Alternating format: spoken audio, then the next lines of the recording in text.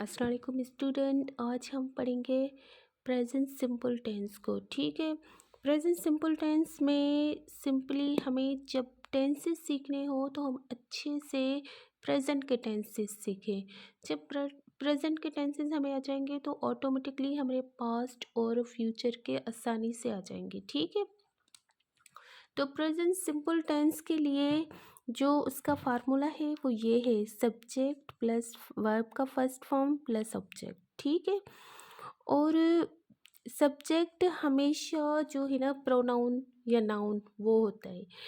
Noun में हम कोई भी चीज़ कंसीडर कर सकते हैं और नाउन की जगह पर जो इस्तेमाल होता है वो प्रोनाउन होता है। ठीक है, I, we, you, he, she, it, they कोई नाम हो गया तो ये हमारे सब्जेक्ट में आते हैं। ठीक है, बाकी वर्ब होता है तो इसमें वर्ब का फर्स्ट फॉर्म लगाना होता है। वर्ब का first form, second form, third form, यानी मुख्तलिफ स्टेट्स तो होती है वर्ब की, मगर हम इसमें वर्ब का हमेशा फर्स्ट फॉर्म लगाएंगे। ठीक है, तो पहले मैं आपको यहाँ से समझाती हूँ क्योंकि सब्जेक्ट के बाद हमेशा वर्ब आता है। सब्जेक्ट और वर्ब की एग्रीमेंट की हुई होती है, बाकी ऑब्जेक्ट को हम छोड़ देते हैं।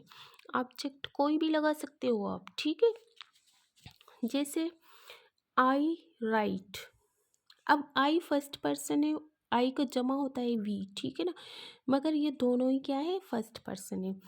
आई वी, हमने वर्ब एक ही यूज़ किया है, आप कोई भी यूज़ कर सकते हो।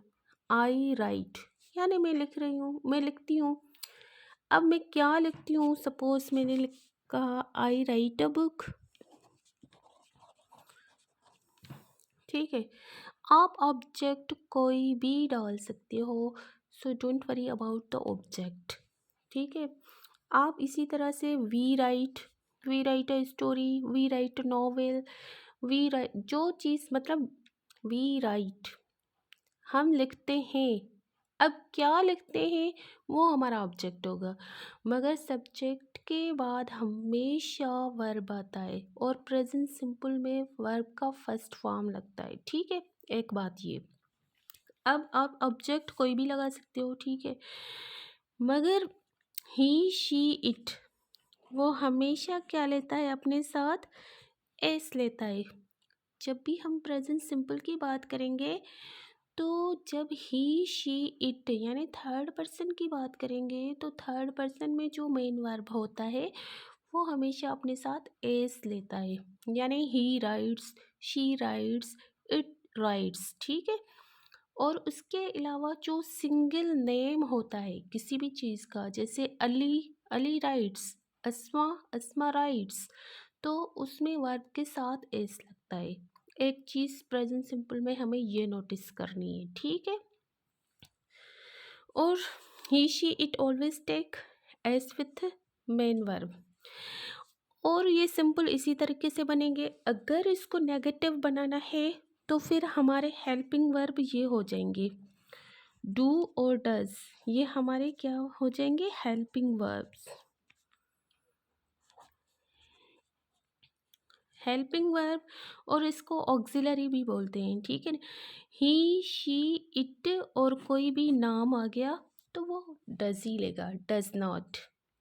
Okay, I, we, you, they, और अगर सिंगल नेम है तो वो डज लेगा। अगर Ali and Asma, Ali and Aslam दो नाम है तो फिर वो डू लेगा अपने साथ। अब इसका क्या स्ट्रक्चर है, सब्जेक्ट प्लस डू और डज, उसके बाद नाट आएगा, नेगेटिव बनाना है, उसके बाद वर्ब का फर्स्ट फॉर्म और ऑब्जेक्ट। जैसे आई, वी, यू तो उनके साथ डू लगेगा, do not right. They, Ali, Ali and Asma, ये अली एंड अस्मा ये भी दो नाम है तो मतलब प्लूरल है तो ये भी डू लेगा।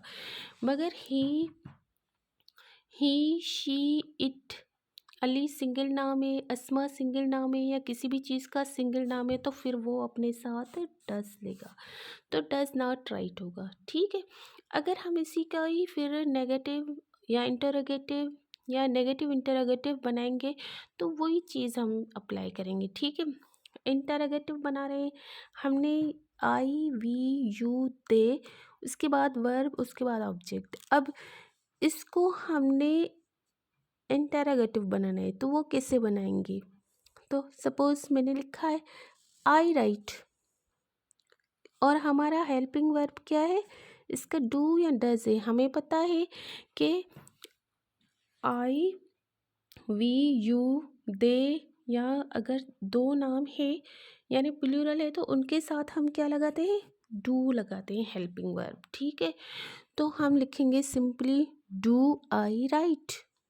ऑब्जेक्ट आप पुटअप करो या ना करो, अगर शी है, ही है, इट है या कोई नाम है तो उसके आगे सिर्फ यानी सब्जेक्ट के आगे हम वो हेल्पिंग वर्ब लगा देंगे, तो हमारा वो इंटरोगेटिव हो जाएगा। अब दोनों बनाने हैं हमें, इंटरोगेटिव भी और नेगेटिव भी। तो देखो वही स्ट्रक्चर वही करना है। आई राइट, हमने हेल्पिंग वर्ब जो है ना वो आगे लगा दिया उसका डू आई राइट लिखते, मगर अब जो है ना नेगेटिव भी करना है तो डू फिर सब्जेक्ट, उसके बाद हम नॉट लगाएंगे, does she not right. Suppose मैंने यहाँ पर आपको एक स्ट्रक्चर बना के दिखाती हूँ। सिंपली मैंने लिखा आई राइट, ठीक है, मैं ऑब्जेक्ट नहीं लगा रही हूँ क्योंकि सिंपल हमें बनाना है। आई राइट, मैंने इसका इंटरोगेटिव बनाया डू लगा के, डू आई राइट, ये तो इजी हो गया। और मैंने इसका नेगेटिव बनाया, आई है तो डू नॉट लगेगा, डू नॉट राइट। ठीक है, अब देखो डू नॉट, अब इस डू को हम यहाँ पर लेकर आ रहे हैं।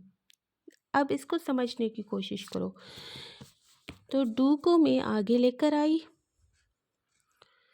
तो यहाँ पर ये अगर छुपा दो, डू को यहाँ पर लेकर आई और सब्जेक्ट उसके बाद वही लिखा, यानी डू यहाँ पर निकाल दो तो उसके बाद क्या आता है? नॉट आता है, तो हम यहाँ पर नॉट लगाएंगे राइट। ठीक है, इसी तरह से हम सारे सेंटेंसेस इसी वे से बनाएंगे और ये हमारा प्रेजेंट सिंपल टेंस है।